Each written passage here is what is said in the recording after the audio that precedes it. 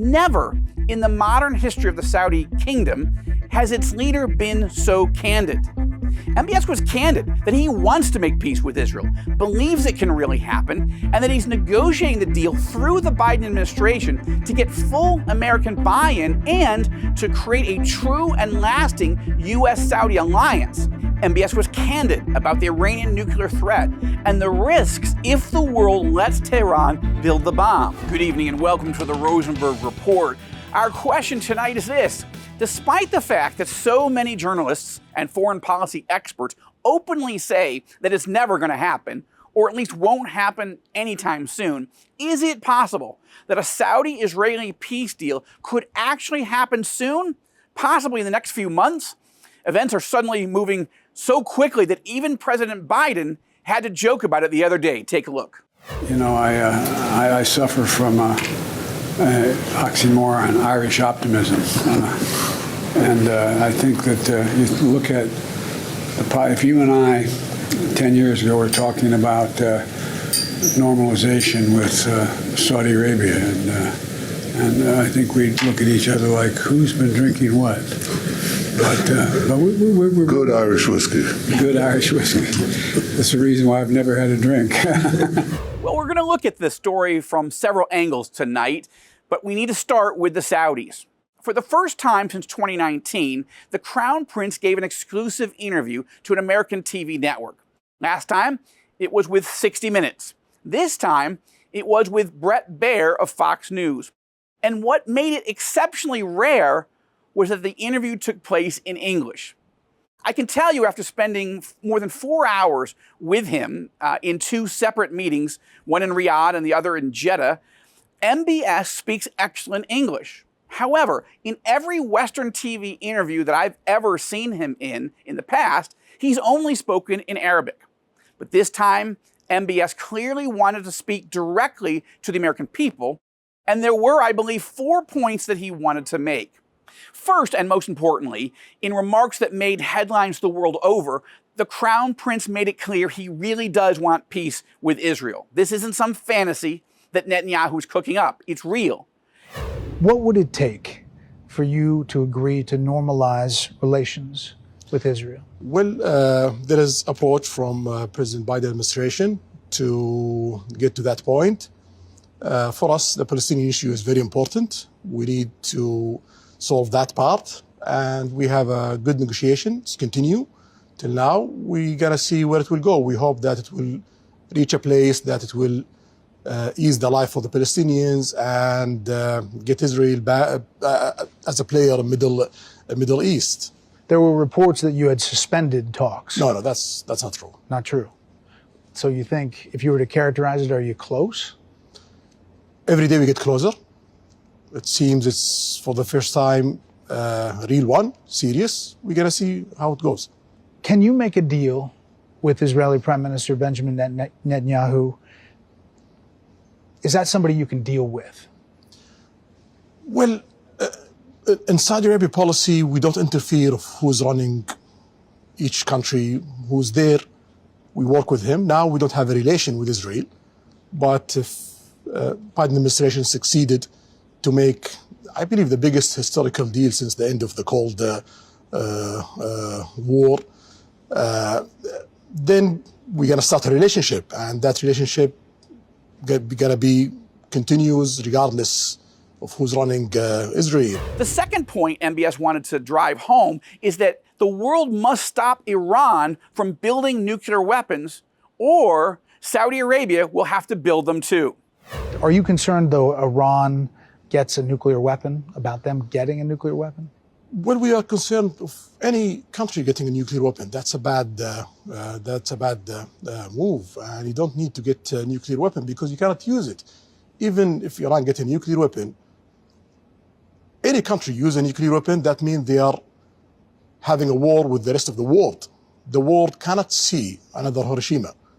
If the world see 100,000 people dead, that means you are in a war with the rest of the world. So it's a useless effort to reach a nuclear weapon because you cannot use it. If you use it, you got to have a big fight with the rest of the world. If they get one, will you? If they get one, we have to get one. Third, MBS wants the world to know that his Vision 2030 plan to make the kingdom a global economic powerhouse is not only working, it's going faster than even he had hoped. Is there something you feel in the country that's changing because of everything you've done? Like, do you see young people buying in, and that in and of itself is going to be a game changer, not from the top down, but from the bottom up? Well, it's not everything that I've done. It's everything that we done in Saudi Arabia. I'm just one of them. And if the people doesn't buy in, it will not work. So first rule, people have to believe in it, and everyone have to push to make all the progress that we are having in Saudi Arabia. And it seems it's going really well. We are the fastest growing country in the planet, and we have the most ambitious projects in all sectors. So we are the fastest in each industry in the planet. Fourth, and I think this is noteworthy, the Crown Prince admitted that he's not happy with some of the laws on the books in Saudi Arabia. He actually told Bret Baier that he's ashamed of some of those laws and determined to change them in order to improve human rights and justice in the kingdom. It is coming up on the 5-year anniversary of the brutal murder of journalist Jamal Khashoggi in your consulate in Turkey. U.S. intelligence pointed to you as ordering that attack. I've heard you address this several times, saying you didn't order the murder, saying it was horrible and a mistake, and that as a leader you take a responsibility as a leader of the country. But 5 years later, what do you tell people in the U.S. who still have concerns, and journalists maybe around the world, and maybe potential tourists who would come here to Sindala, that they wonder if anything changed or if it could happen again? Well, we take all the legal measurement that any country took, like when America have mistakes in Iraq, they do investigation, trial, etc. We did that in Saudi Arabia, and the case being closed. And also we try to reform the security system to be sure that these kind of mistakes doesn't happen again. And we can see in the past 5 years, nothing of those things happen. It's not part of what Saudi Arabia do in the last 100 years. It was a mistake, it was painful, and we are trying our best to be sure that we reform our system to work by the book and to be sure that everyone is safe, not in Saudi, the whole globe. Did anyone involved in the killing serve jail time? Yes. Anyone involved is serving jail time. You have to face the law. And you're trying to change the law broadly to make sentences more realistic? More realistic for us as Saudi, not for foreign people. But we believe today it's far away from realistic for us as Saudi. So we are not proud of all of our laws in Saudi Arabia. There was this AP, Associated Press article that just came out a couple weeks ago with the headline that said, Saudi man receives death penalty for posts online, latest case in wide-ranging crackdown on dissent. I guess dealing with his posts on X, formerly Twitter. So one, is that true? And two, are you changing that aspect? Yeah, shamefully it's true. So it's something I don't like. Can't you change that? We are doing our best to do that. We already add a few laws. We changed tens of laws in Saudi Arabia, and the list have more than 1,000 items. And in the cabinet, I have only 150 lawyers. So I'm trying to prioritize the change day by day. But we are not happy with that. We are ashamed of that. But the judicial system have to follow the laws, and I cannot tell the judge that do that and ignore the law, because that's against the rule of law. But do we have bad laws? Yes. We are changing that? Yes. Make no mistake, what the Crown Prince said on this interview was groundbreaking, which is why it made front page headlines all around the world, certainly here in Israel. Never in the modern history of the Saudi kingdom has its leader been so candid.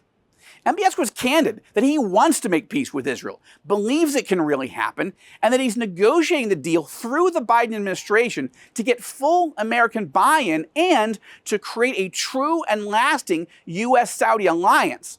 MBS was candid about the Iranian nuclear threat and the risks if the world lets Tehran build the bomb.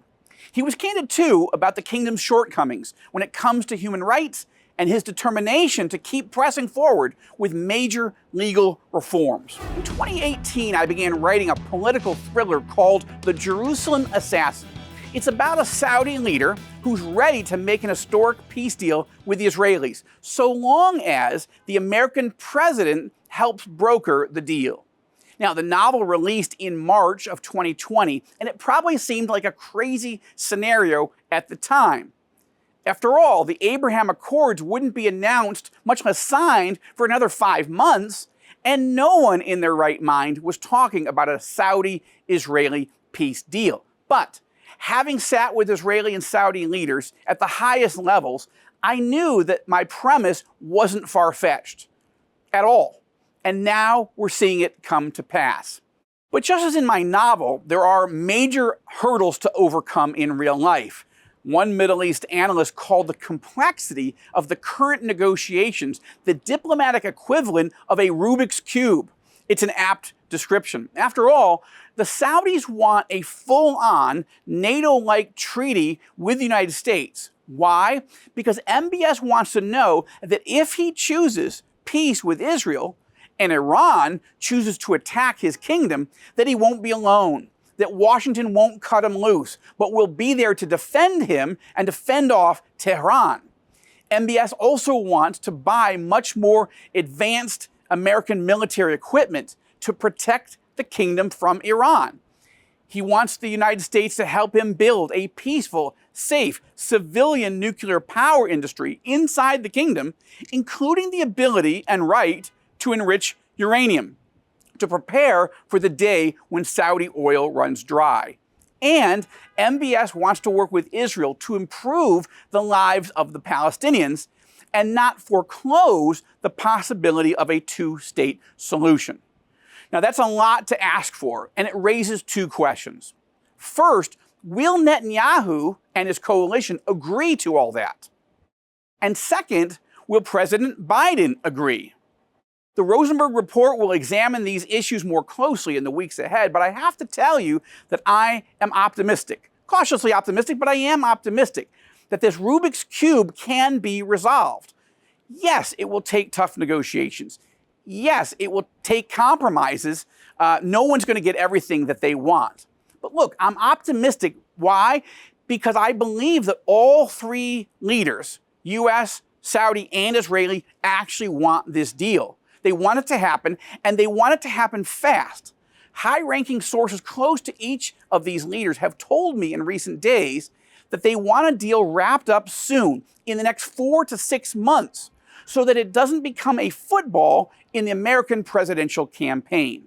And because a U.S.-Saudi defense treaty and, let's be honest, a civilian nuclear power deal with the Saudis will take Senate approval. And if Biden is the one brokering the deal, they say it's far more likely to pass with bipartisan support. That said, a deal is by no means certain. So I'm asking you and all evangelical Christians around the world to redouble your efforts to pray for the peace of Jerusalem, now more than ever. Just like in the Jerusalem Assassin, there are forces in this region and in the spiritual realm who don't want to see this peace treaty happen, and they will do everything in their power to derail it. And I believe the central factor between success and failure, between blessings and curses, is a global movement of prayer.